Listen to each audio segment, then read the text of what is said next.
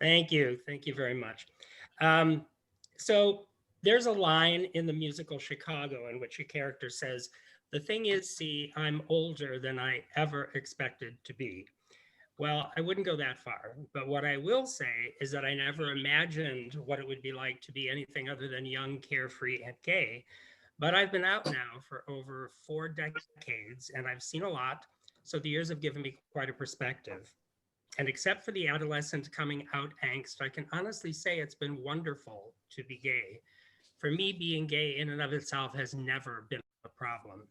A lot of people say, who would choose to be gay? Well, I would any day. I'm going to seriously date myself now by saying I came out less than a decade after Stonewall in 1978. I'd known I was different since about the time I was 5, but at that age, I didn't know what that difference was. I was probably about 9 or 10 when I first realized I was attracted to men, but I still didn't understand fully what that meant. In those days, no one talked about it. In fact, it was many years after that before I even heard the word homosexual. Hey, There were clues along the line, and I have to admit that they were stereotypes, but they were true for me.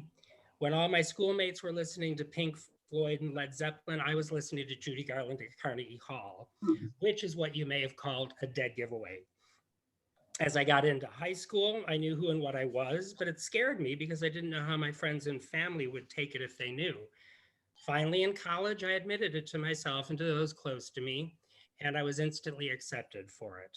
So I never had to deal with coming out rejection. I consider myself extremely blessed. mhm. It was the disco era, and it was a wonderful time to be gay. It was full of liberation, freedom, celebration, and no inhibitions. A little over a decade earlier, police would routinely raid gay bars and arrest its patrons. Being gay was still against the law then, and homosexuality was even characterized as a mental illness. So, in just a few short years, gay life had changed dramatically and wonderfully. The gay liberation movement was in full force. So my coming out was carefree, and gay people were free to live their lives. And there was an era of fabulousness everywhere in those days. I was able to revel in that atmosphere for a number of years. And then one day in 1982, my roommate at the time asked me if I had heard of this gay cancer that was affecting gay men in New York. Shortly after, there was an article in Gay Life newspaper, which was the Chicago predecessor to the Windy City Times. Gay men were mysteriously being stricken with sarcosis sarcoma, a very rare form of cancer, and pneumocystis pneumonia, also rare. And they were all dying, and no one knew why. All they knew is that there was an infectious virus that was killing us. It was first called the gay plague, and you can't imagine the horrors. No one touched AIDS patients. Funeral homes refused to take those who died. If you had a long term partner or lover, they weren't even allowed to visit you in the hospital because they weren't family. Many were disowned by their families and died alone. Eventually, some true pioneers in medicine, including Dr. Anthony Fauci, identified the virus and developed treatments, and the acronym AIDS for a acquired immune deficiency syndrome emerged. Now, unlike what we've seen with COVID, no one cared about this virus because it was only affecting gay men. It took almost 2 years for Ronald Reagan, our president at the time, to even utter the word. And when first asked about it at a press conference, Reagan's press secretary laughed. Thousands had died by then, and no one could make the world pay attention until the activists, heroes like Larry Kramer, started to rise up and protest. It was also the first time in modern history that sex and death had been so closely related, and the implications of that in all of our lives was staggering.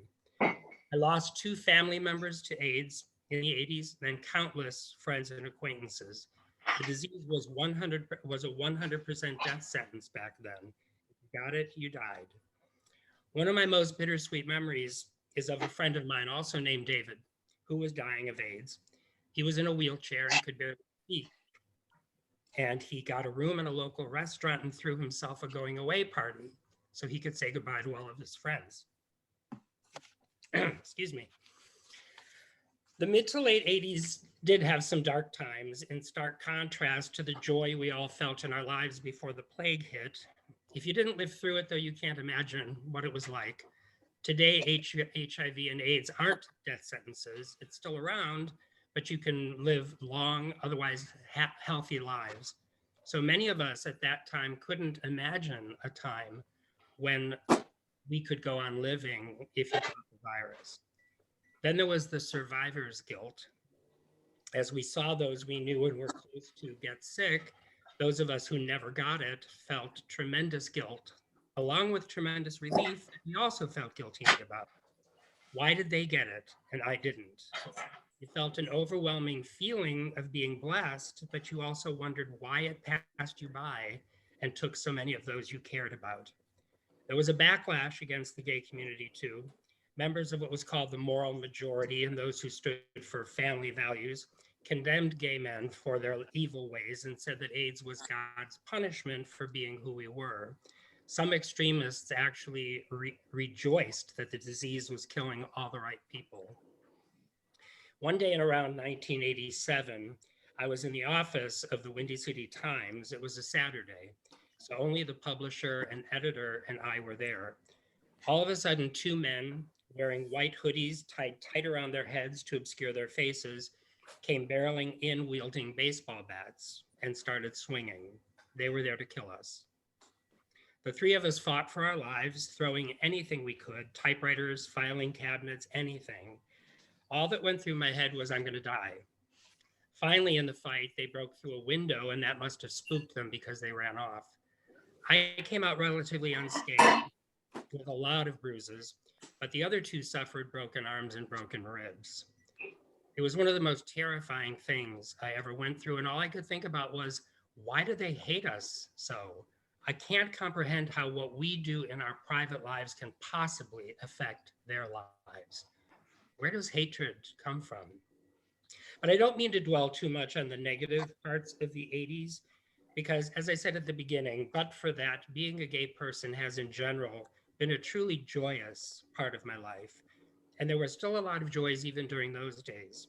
And along with Stonewall, it was a time when activists and heroes emerged. And in their own ways, they changed the world for LGBT plus people. And we owe a huge debt to them all. In the 80s, I participated in countless marches for gay rights. Primarily, we were fighting for the right not to be discriminated against or be fired from our jobs or refused housing because of who we were.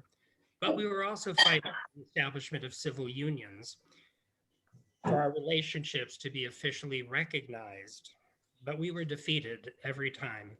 We never thought about fighting for actual marriage. That was completely outside of the realm of possibility.